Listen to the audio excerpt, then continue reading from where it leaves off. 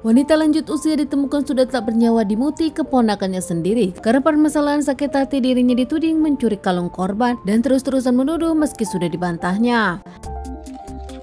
Kejadian kisah nyata yang aku ceritakan dan bahas kali ini terjadi di kota Parepare, Sulawesi. Seorang wanita bernama Andi Andong berusia cukup lansia, dirinya pun tinggal sendirian. Andi Andong sendiri 6 bersaudara, dirinya tak pernah menikah, dirinya pun anak perempuan satu-satunya di keluarga mereka. Bahkan Andi Andong sendiri punya adik seorang pejabat di kawasan Parepare. Dilahirkan dan dibesarkan di Parepare, Andi Andong dengan kelima kakak beradiknya pun cukup dikenal di kawasan tersebut. Dikenal sebagai keluarga yang kaya, keluarga baik-baik, bahkan keluarga terpelajar. Andi Andong biasa dipanggil Nenek Andong, dikenal baik, ramah, dermawan di lingkungannya. Punya satu keponakan bernama Andi Mama. Nenek Andong pun tak menikah dan kehidupannya merawat dan juga membesarkan Andi Mama. Andi dibesarkan seperti anak sendiri, mesti secara hukum diadopsi.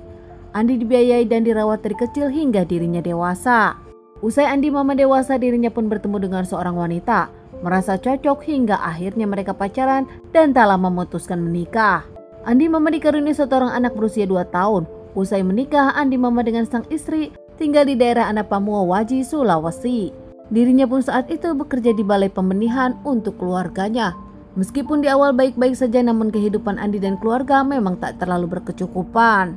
Usai Andi Mama menikah, punya keluarga, bahkan bekerja di luar, Andi Mama dengan Nenek Andong pun nampak komunikasinya tak bagus. Bahkan Andi Mama pun jarang lagi menengok ke rumah Andong. Banyak yang mengungkapkan kalau karena pernikahan Andi Mama, namun ternyata bukan. Di antara Andi Mama dengan Nenek Andong ada permasalahan. Saat itu Nenek Andong menuding kalau Andi mengambil kalung emasnya. Andi yang sudah membantah dirinya tak melakukan hal itu, namun lagi-lagi Nenek Andong kerap menuduhnya dan meminta Andi jujur. Saat itu di rumah tak ada orang, hanya ada Nenek Andong dengan Andi, sehingga Nenek Andong pun nampaknya menuding Andi melakukan pencurian itu meski dibantah Andi. Hingga tepatnya di tanggal 4 Maret 2011 di rumahnya, Andi pun pergi ke rumah Nenek Andong yang sendirian. Di perjalanan bahkan Andi bertemu dengan keluarga lainnya. Dan saat ditanya apa alasan ke rumah Nenek Andong, Andi mengungkapkan ingin silaturahmi dan meminta maaf terkait permasalahan emas. Tak lama Andi pun melanjutkan perjalanannya ke rumah Nenek Andong. Namun saat di rumah Nenek Andong, Andi pun tanpa basa-basi langsung menikam Nenek Andong 5 kali saat itu. Kaget, Nenek Andong pun masih bisa meminta tolong pada warga, namun nampaknya Andi panik hingga menikam lagi, membuat Nenek Andong tak bernyawa. Menutup pintu rumah Nenek Andong, Andi pun menyeret Nenek Andong ke kamar mandi. Di sana pula Andi pun melakukan muti terhadap Nenek Andong. Tanpa rasa bersalah, tanpa ada penyesalan, Andi merasa semuanya beres. Bahkan Andi pun membagi beberapa bagian dan dimasukkan ke plastik. Andi bahkan sempat ke rumah saudara yang rumahnya tak jauh dari Nenek Andong untuk meminjam motor. Usai mendapatkan pinjaman motor, Andi kembali ke rumah Nenek Andong, membawa 2 plastik tersebut dan berniat membuang jasad Nenek Andong ke beberapa tempat yang cukup jauh agar tak ada yang tahu. Andi pun membuang 2 jasad tersebut di 2 tempat berbeda yang cukup jauh. Tak lama Andi pun kabur dengan motor yang dipinjam dari saudaranya. Namun nampaknya kurang beruntung karena ternyata Andi dengan motornya jatuh di saluran air, membuat Andi meninggalkan motor tersebut. Saat itu pun Andi kabur ke suatu tempat, tak ada yang tahu kemana Andi pergi. Beberapa hari kemudian keluarga Nenek Andong pun merasa ada yang berbeda. Pintu rumah Nenek Andong tak terbuka, bahkan tak melihat Nenek Andong, membuat keluarga khawatir. Saat itu bahkan Nenek Andong pun punya rencana akan ke Makassar dengan saudaranya, namun tak ada kabar lagi. Keluarga dan Nenek Andong pun penasaran dan mengintip dari jendela. Terlihat rumah pun sepi, tak ada kehidupan. Keluarga dari Nenek Andong pun mendobrak pintu dan menemukan rumah sepi. Namun ada yang aneh karena kipas angin dan juga TV menyala tak dimatikan. Lebih kaget lagi saat keluarga menemukan banyak bintik cairan merah hingga akhirnya melaporkan kepada pihak kepolisian tentang kehilangan Nenek Andong. Tak lama pihak kepolisian datang menyelidiki kasus ini, menginterogasi keluarga dari Nenek Andong dan memintai keterangan. Namun tak lama di tempat berbeda ada seorang petani yang jalan pulang dan menemukan bungkusan plastik besar hingga akhirnya penasaran dan membongkarnya.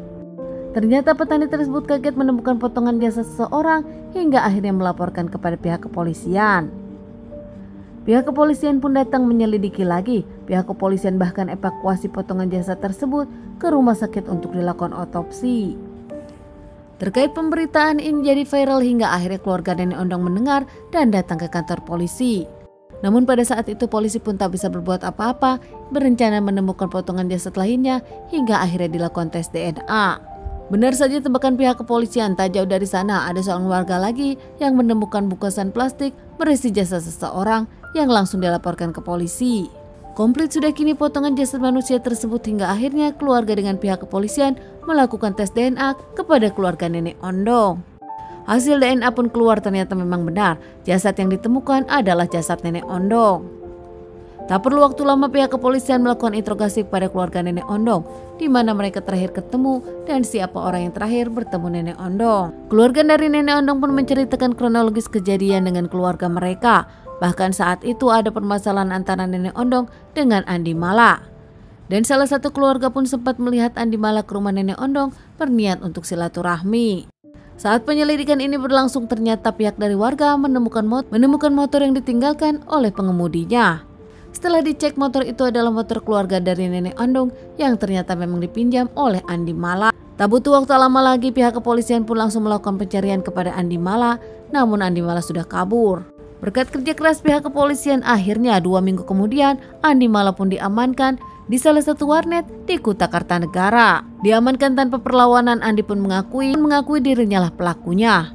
Saat itu mengutarakan kalau motifnya kesal kepada nenek Ondong yang kerap menuduh diri mencuri emas. Namun Andi Mala dengan yakin kalau dirinya tak melakukan hal itu, hingga kesal selalu diungkit oleh nenek Ondong kapanpun di setiap acara dan ada siapapun di sana. Melakukan aksi ini karena sakit hati dan dendam kepada sang tante yang merawat dan membiayai dirinya sejak kecil hingga dewasa.